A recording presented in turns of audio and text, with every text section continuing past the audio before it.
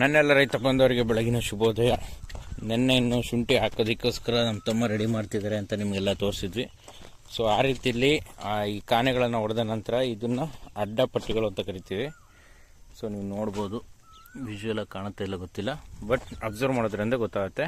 Just ಒಂದೊಂದು ಅಡಿಗೆ ಒಂದೊಂದು ಥರ ಬಿಟ್ಟು ಸಣ್ಣ ಕಾನೆಗಳನ್ನು ಹೊಡ್ಕೊಂಡಿದ್ವಿ. ಅದು ನೆಕ್ಸ್ಟ್ ಹೇಗೆ ಯೂಸ್ ಆಗುತ್ತೆ ಅನ್ನೋದನ್ನು ನಿಮಗೆ ತೋರಿಸ್ತೇನೆ. ನೀವು ಹೊರವಕ್ಕ ವಿಡಿಯೋ ಅಲ್ಲ,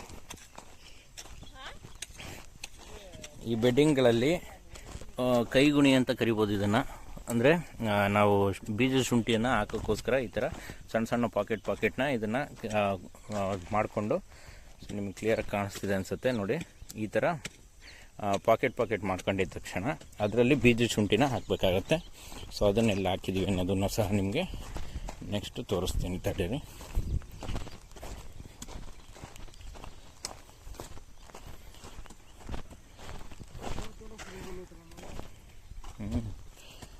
ಇಲ್ಲಿ ನೋಡ್ಬೋದು ನೀವು ನೋಡಿ,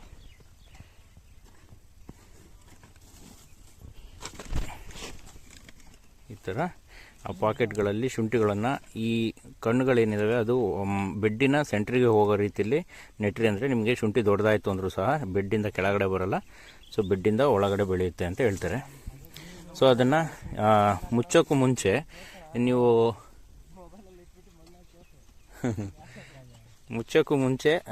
ಕುರಿ ಗೊಬ್ಬರ ಅಥವಾ ಕೋಳಿ ಗೊಬ್ಬರ ಅಂತ ಹೇಳಿ ಕರಿತೀವಿ, ಅಥವಾ ದನಿನ ಗೊಬ್ಬರ ಆಗಲಿ ಯಾವುದನ್ನೇ ಒಂದನ್ನು ಹಾಕಿದ್ರಿ ಅಂತಂದರೆ ಹೀಲ್ಡನ್ನ ಇನ್ನೊಂಚೂರು ಚೆನ್ನಾಗಿ ತೆಗಿಬೋದು ಅಂತ ಹೇಳ್ತಾರೆ. ಸೊ ಅದೇ ರೀತಿ ಇಷ್ಟೆಲ್ಲ ಹಾಕಿದ ನಂತರ ಈ ಕಾನಿ ಏನು ಮಾಡಿರ್ತೀವಲ್ಲ ಸಬ್ ಚಾನಲ್ಗಳು, ಅದರಲ್ಲಿರುವಂಥ ಮಣ್ಣನ್ನು ಈ ರೀತಿ ಎತ್ತಿ ಬೆಡ್ ಮೇಲೆ ಹಾಕ್ತಾ ಬಂದ್ವಿ ಅಂದರೆ ಕಾನಿಗಳು ನಮ್ಗೆ ದೊಡ್ಡದಾಗುತ್ತೆ. ಸೊ ನಿಮ್ಗೆ ಡಿಫ್ರೆನ್ಸ್ ಅಲ್ಲಿ ಗೊತ್ತಾಗ್ತಿರ್ಬೋದು. ಆ ಬೆಡ್ಡಲ್ಲಿ ಇನ್ನೂ ಮಣ್ಣು ಎತ್ತಾಕಿಲ್ಲ, ಇದರಲ್ಲಿ ಎತ್ತಾಕಿದ್ದೀವಿ. ಸೊ ಇದು ಬೆಡ್ಡಿನ ಹೈಟು ಜಾಸ್ತಿ ಆಗಿದೆ. ಸೊ ಈ ಥರ ಹಾಕಿದ ತಕ್ಷಣ ಇದಕ್ಕೆ ಇನ್ನೊಂದು 15ರಿಂದ 20 ದಿನ ಯಾವುದೇ ಥರ ಕೆಲಸಗಳಿರಲ್ಲ. ಸೊ ನೆಕ್ಸ್ಟು ಒಂದು 15ರಿಂದ 20 ದಿನ ಆದಮೇಲೆ ನೋಡಿ, ನಮ್ಮ ಈ ಮೇನ್ ಚಾನಲ್ಲು ಮತ್ತು ಸಬ್ ಚಾನಲಲ್ಲಿ ಮತ್ತೆ ಮಣ್ಣುಗಳು ಬೀಳೋಂಥ ಚಾನ್ಸಸ್ ಇರುತ್ತೆ. ಸೊ ಅವನ್ನ ಮತ್ತಿನ್ನೊಂದು ಸರಿ ಆಳುಗಳನ್ನ ಇಟ್ಟು ಎತ್ತಾಕುವ ಅವಶ್ಯಕತೆ ಇರುತ್ತೆ. ನಿಮ್ಗೆ ಇಲ್ಲಿ ತೋರಿಸ್ತೀನಿ ನೋಡಿ. ಬೀಜ ಶುಂಠಿ ಹಾಕಿದ ತಕ್ಷಣ ಕುರಿ ಗೊಬ್ಬರ ಬಳಸಿದ್ವಿ, ಇದು ಕೋಳಿ ಗೊಬ್ಬರ ಬಳಸಿದ್ದೀವಿ ಇಲ್ಲಿ. ಸೊ ಅದು ಹಾಕಿದ್ರೆ ಏನಾಗುತ್ತೆ ಅಂತಂದರೆ ಒಂಥರ ಫಾಸ್ಟ್ ಗ್ರೋಯಿಂಗ್ ಅಂತಲೇ ಹೇಳ್ಬೋದು. ಸೊ ಬೇಗ ಸಪೋರ್ಟ್ ಮಾಡುತ್ತೆ. ಸೊ ಅದನ್ನು ಹಾಕಿದ ನಂತರ ಈಗಿರುವ ಬಿಸಿಲು ಮತ್ತು ಶುಂಠಿಯ ತೇವಾಂಶ ಬೇಗ ಹೋಗಬಾರ್ದು, ಅದು ಬೇಗ ಮೊಳಕೆ ಹೊಡಿಬೇಕು ಅನ್ನೋದಕ್ಕೋಸ್ಕರ ನಾವು ಹುಲ್ಲನ್ನು ತಂದು ಆ ಸಬ್ ಚಾನಲ್ಗಳು ಏನು ಮಾಡಿರ್ತೀವಲ್ಲ ಅದರಲ್ಲೆಲ್ಲ ಈ ಥರ ಹೊದಿಕೆಯನ್ನು ಹಾಕಿಬಿಡಬೇಕು. ಆಗೇನಾಗುತ್ತೆ ಅಂತಂದರೆ ನೀರಿನ ತೇವಾಂಶ ಒಳಗಡೆ ಹಿಡಿದಿಟ್ಕೊಳ್ಳುತ್ತೆ, ಮತ್ತು ಸೂರ್ಯನ ಕಿರಣಗಳು ಡೈರೆಕ್ಟಾಗಿ ಆ ನಮ್ಮ ಬೀಜ ಶುಂಠಿ ಮೇಲಾಗಲಿ ಬೀಳೋಕ್ಕೆ ಯಾವುದೇ ಥರ ಅವಕಾಶ ಕೊಡೋದಿಲ್ಲ. ಸೊ ಎಲ್ಲವೂ ಸಹ ಕ್ಲೀನಾಗಿ ಹುಟ್ಟಕ್ಕೆ ಆದಷ್ಟು ನಾವು ಸಪೋರ್ಟ್ ಮಾಡ್ದಂಗೆ ಆಗುತ್ತೆ. ಸೊ ಹುಲ್ಲನ್ನು ದಯವಿಟ್ಟು ರೈತರು ಈಗ ಭಾರಿ ರೇಟಿಗೆ ಮಾರ್ತಾ ಇದ್ದಾರೆ. ಸೊ ಚೆನ್ನಾಗಿರೋ ಹುಲ್ಲನ್ನು ದಯವಿಟ್ಟು ತಗೊಳಕ್ಕೆ ಹೋಗ್ಬೇಡಿ, ಯಾಕೆಂದರೆ ನೀವು ಇದನ್ನು ತಂದು ನೆಲಕ್ಕೇ ಹಾಕ್ತಾ ಇರೋದು. ಆದ ಕಾರಣ ಮಳೆಯಲ್ಲಿ ನೆಂದಿರುವಂಥ ಹುಲ್ಲಾಗಲಿ ಅಥವಾ ಚೆನ್ನಾಗಿ ಪ್ರೊಟೆಕ್ಟ್ ಮಾಡದೇ ಇರೋಂಥ ಹುಲ್ಲುಗಳು, ಅಥವಾ ಹೋದ ವರ್ಷದ ಹಳೆ ಹುಲ್ಲಿತ್ತು ಅಂತಂದರೆ ಅವನ್ನ ತಂದು ನೀವು ಹೊದಿಕೆ ಹಾಕಿದ್ರೆ ಸಾಕಾದಷ್ಟು ಆಗ್ತದೆ. ಯಾಕೆಂದರೆ ಈಗ 250ರಿಂದ 300 ರೂಪಾಯಿ ಒಂದು ಪಿಂಡಿ ಮಾರ್ತಾಯಿದ್ವಿ. ಒಂದು ಪಿಂಡಿ ತಂದರೆ 4 ಬೆಡ್ಡಿಗೆ ಸಾಲಲ್ಲ ಹುಲ್ಲು. ಹಾಗಾಗಿ ಹೇಳ್ತಾ ಇದ್ದೀನಿ. ಸೊ ರೈತರು ನಾನು ಶುಂಠಿ ಬೆಳೀತಾ ಇದ್ದೀನಿ, ಲಕ್ಷಗಟ್ಟಲೆ ಆದಾಯ ಬರುತ್ತೆ ಅನ್ನೋದಕ್ಕೋಸ್ಕರ 1000 ಗಟ್ಟಲೆ ಇಲ್ಲಿ ಖರ್ಚು ಮಾಡಿ ಯಾವ ಕಾರಣಕ್ಕೂ ಮಾಡೋಕ್ಕೆ ಹೋಗ್ಬಿಡಿ. ಯಾವುದೇ ಒಬ್ಬ ಬೆಳೆದಿರೋಂಥ ಬಿಸ್ನೆಸ್ ಮ್ಯಾನ್ ಆಗಲಿ, ಅವನು ಬಿಸ್ನೆಸ್ನ ಸ್ಟಾರ್ಟಪ್ ಮಾಡುವಾಗ ಅವನು ಲಕ್ಷಗಟ್ಟಲೆ ಇನ್ವೆಸ್ಟ್ ಮಾಡೋದೇ ಇಲ್ಲ. ಎಷ್ಟು ಉಳಿಸ್ಬೋದೋ ಅಷ್ಟನ್ನು ಸಹ ಉಳಿಸ್ತಾನೆ. ಅದರಲ್ಲೂ ಮೇಯ್ನಾಗಿ ಮ್ಯಾನ್ ಪವರ್ನ ಸಹ ನೀವು ನೋಡಿರ್ಬೋದು. ಯಾವುದೇ ಕಂಪ್ನಿ ಜಸ್ಟ್ ಸ್ಟಾರ್ಟಿಂಗಲ್ಲಿ ಒಂದು 5 ಜನ 10 ಜನ ಮ್ಯಾನ್ ಪವರ್ ಇಟ್ಕೊಂಡು 50 ಜನ ಕೆಲಸ ಮಾಡೋಂಥ ಕೆಲಸನ ಮಾಡಿಸ್ತಾ ಇರ್ತಾರೆ. ಅಷ್ಟೊಂದು ಟಾರ್ಚರ್ ಇರುತ್ತೆ, ಅಷ್ಟೊಂದು ಟೆನ್ಷನ್ ಇರುತ್ತೆ. ಸೊ ಅವೆಲ್ಲ ಲೀಡ್ ಮಾಡಿ ಬಂದರೆ ಮಾತ್ರ ಪ್ರಾಫಿಟಬಲ್ ಆಗಿ ಕಂಪ್ನಿ ಬಿಸ್ನೆಸ್ಸು ಟರ್ನ್ ಓವರ್ ಆದಮೇಲೆ ಅವರು ಎಂಪ್ಲಾಯೀಸನ್ನ ಆಗಲಿ ಅವರ ಬೆನಿಫಿಟ್ಸ್ನ ಆಗಲಿ ಇನ್ಕ್ರೀಸ್ ಮಾಡೋದು. ಆ ರೀತಿಯಲ್ಲಿ ನಾವುಗಳು ಸಹ ರೈತರು ಯಾವುದೇ ರೀತಿ ಬೆಳೆಗಳನ್ನು ಮಾಡೋಕ್ಕೆ ಮುಂಚೆನೇ ಅದರ ಫ್ಯೂಚರಲ್ಲಿ ನನಗೆ ಅಷ್ಟು ಲಾಭ ಬರುತ್ತೆ ಇಷ್ಟು ಲಾಭ ಬರುತ್ತೆ ಅಂತ ಹೇಳ್ಕೊಂಡು ಯಾವ ಕಾರಣಕ್ಕೂ ಇನ್ವೆಸ್ಟ್ಮೆಂಟ್ನ ಜಾಸ್ತಿ ಹಾಕೋಕ್ಕೆ ಹೋಗಬೇಡಿ. ಯಾರಿಗೆ ಗೊತ್ತು, ಮಳೆ ಈ ವರ್ಷ ಬಂದರೂ ಬರ್ಬೋದು ಅಥವಾ ಬರ್ದೇನೂ ಇರ್ಬೋದು. ಯಾಕೆಂದರೆ ನಮ್ಮ 5ನೇ ಕ್ಲಾಸ್ ಪಾಠದಲ್ಲೆಲ್ಲ ಓದಿದ್ದೀವಿ, ಭಾರತೀಯ ರೈತರೊಂದಿಗೆ ಮಳೆ ಒಂದು ಜೂಜಾಟ ಇದ್ದಂತೆ ಅಂತ. ಹಾಗಿದ್ದಾಗ ನಾವು ಯಾವ ನಂಬಿಕೆ ಮೇಲೆ ನಾವು ಇನ್ವೆಸ್ಟ್ ಮಾಡ್ತಿದ್ದೀವಿ ಅನ್ನೋದು ಸತ್ಯಲ್ಲೂ ಯೋಚನೆ ಮಾಡಿನೇ ಮಾಡಬೇಕು. ನಾವು ಸಾಂಪ್ರದಾಯಿಕವಾಗಿ ನಮ್ಮ ಹಿರಿಯ ತಲೆಗಳೆಲ್ಲ ಹೇಳ್ತಾರೆ, ಭೂಮಿ ತಾಯಿ ಯಾವತ್ತೂ ಕೈ ಬಿಡಲ್ಲ ಹಾಗೆ ಹೀಗೆ ಅಂತ.